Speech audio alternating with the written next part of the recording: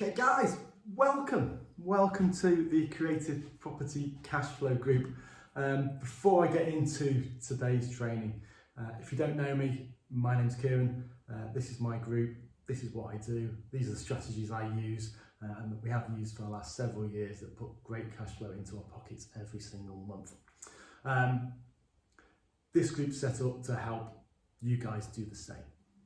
Okay, somebody showed me these strategies a few years ago and the strategies that we've implemented without having to put down loads of money, without having to buy property and raise finance against it and put down huge deposits and pay for huge refurbs, by taking control of other people's assets and solving their problem. That's the key thing, solving their problem. You can build a six-figure property business in a matter of months that cash flows well, that can make a real change to your own lifestyle and your circumstances.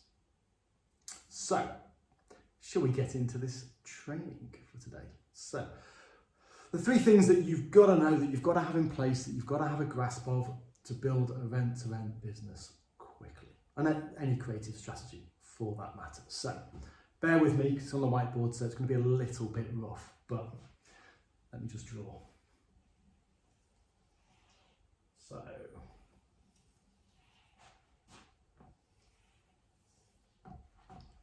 can we see that? There's three elements that we need, okay? First of all, we've got to understand our numbers.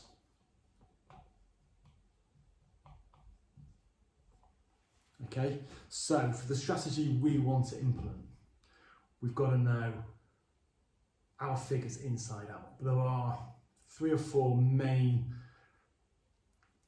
I suppose, outline figures that we need to have a strong grasp of.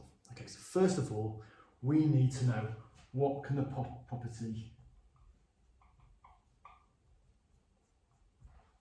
what can it generate? So if you run it as a HMO and you run it well, how many rooms have we got? What will those rooms rent for? What will be our gross monthly rent? If it's serviced accommodation, what's the demand like in the area? What are the nightly rates? What sort of voids can I expect? How much are we confident we can make it generate on an average month or monthly across the year? Okay, so how much can a property generate? Okay. The second figure we need to know is what are our, I suppose, our fixed monthly costs.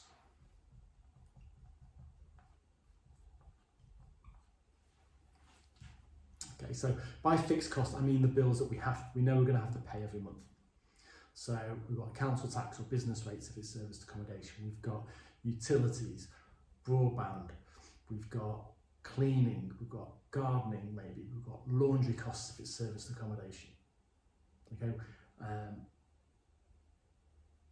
and that will help us determine what we can pay for the property. Okay, so there are fixed costs, our fixed operating costs or running costs. We've then got our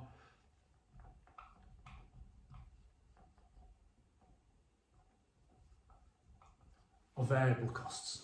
Okay, so these are costs that we know we're going to get every month. We're just not sure how much they're going to be or how often they're going to be.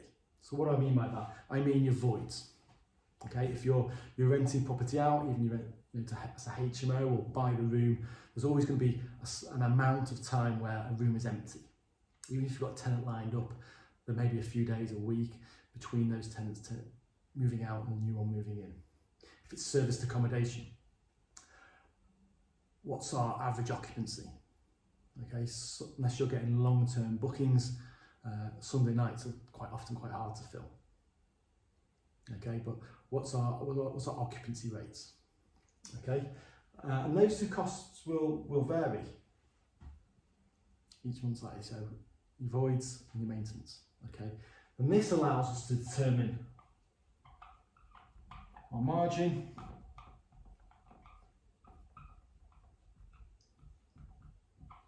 and our offer price.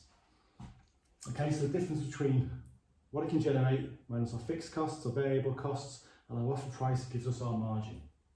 And that's our profit on a monthly basis. It also determines what we can justify paying a landlord for.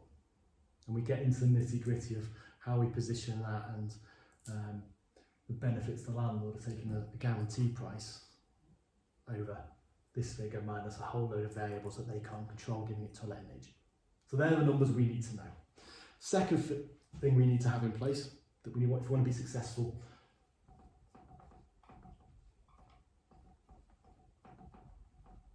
is a sourcing process. We need to have a way of generating leads, bringing those leads through our pipeline until we can convert them to deals. Okay, we use our PACE system. So what I mean by PACE, first of all, we position ourselves. Okay, we don't compete on price. Yeah, if you're going into or speaking to landlords or you're speaking to property owners and you're just offering an amount a month, you're doing this wrong and you're doing it the hard way, and no wonder you're getting lots of no's. Okay, so you've got to position yourself as a problem solver. You've got to understand the benefits and the value you bring and the problems and hassles you can solve and take away from a landlord.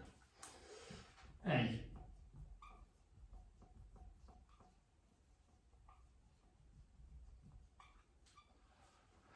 Attraction marketing. Okay, this whole process is a negotiation. It's a balance between landlords' wants and needs and our wants and needs, and can we meet in the middle? Okay, now if those leads are coming to us, that gives us a much stronger negotiating position, because that landlord, that owner, is obviously a lot more motivated than another landlord that can't be bothered. Okay, so if leads are coming to us, we've got a much higher chance of closing those deals.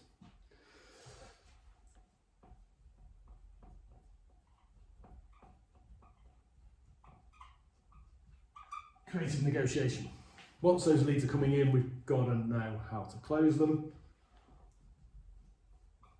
And your whole lead process should evolve, so it should feed itself. It should, the more you do, the stronger your positioning gets, the stronger your authority gets, the more leads come to you because of that, and the better you get in negotiation, so your business grows and scales. Okay. It's quite often when you look at these strategies, and I speak to a lot of people in the group, people struggle because they can't get that first deal over the line. But once they do, the second, the third, drop your pen, second, the third, the fourth deal keep coming. Okay, so this whole process should feed itself. And then finally,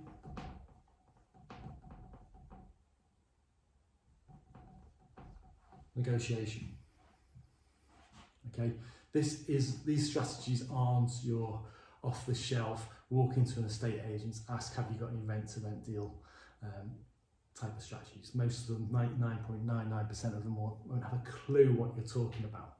Okay, so our job is to speak to these landlords that have an issue, have a problem they want solving, and they come and join us over here at point A.